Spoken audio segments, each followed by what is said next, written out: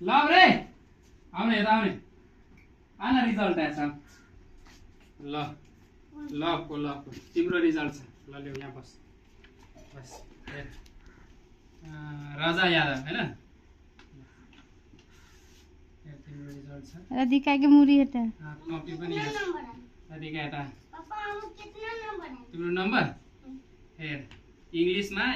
50 मा फुल मार्क छ र 32 ल्याएछ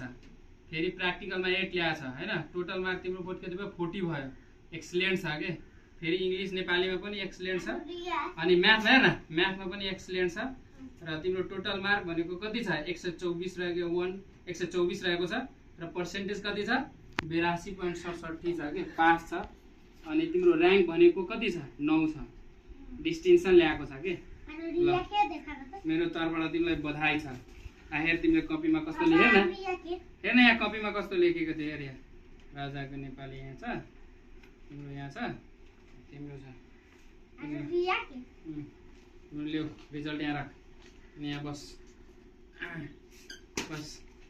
ल अब रियाको रिया के कहाँ मुंह छ? नहीं देखाई ल्या रियाको यो तिम्रो छ राख ल यो तिम्रो कपी छ राख ल रिया हैन यहाँ उठ त उठ आए त तिम्रो छ सिधा बस न सिधा बस हेर यहाँ छ रिया कुमारी यादव पीजी क्लास उमाकान्त राय बुवाको नाम म्यामको नाम के छ पार्वती कार्की हो पार्वती म्याम हेर त अब तिम्रो हेर इंग्लिशमा कति छ हेर इंग्लिशमा तिम्रो 50 मा फुल मार्क 31 मार्क ल्याएको छ हैन दाइ भन्दा 1 मार्क तिम्रो कम छ तल गएर त्यसपछि के छ बी प्लस त्यसमा भेरी गुड छ तर त्यसको एक्सिलेन्ट छ के फर्स्ट टर्मिनलमा भेरी गुड छ र एक्सिलेन्ट ल्याएको छ म्याथ नेपालीमा भेरी गुड म्याथमा एक्सिलेन्ट छ तिम्रो टोटल मार्क कति छ 118 यता अब पर्सेन्टेजमा कति छ तिम्रो 78.67% छ रिजल्ट तिम्रो पास रहेको छ ल मेरो तर्फबाट बधाई छन् फर्स्ट डिभिजन ल्याएको छ तिमीले तर 15 र्याङ्क छ तिम्रो के हैन कम छ दोस्रोमा कम ल्याउने हेर त लेखेकै छैन यसमा हेर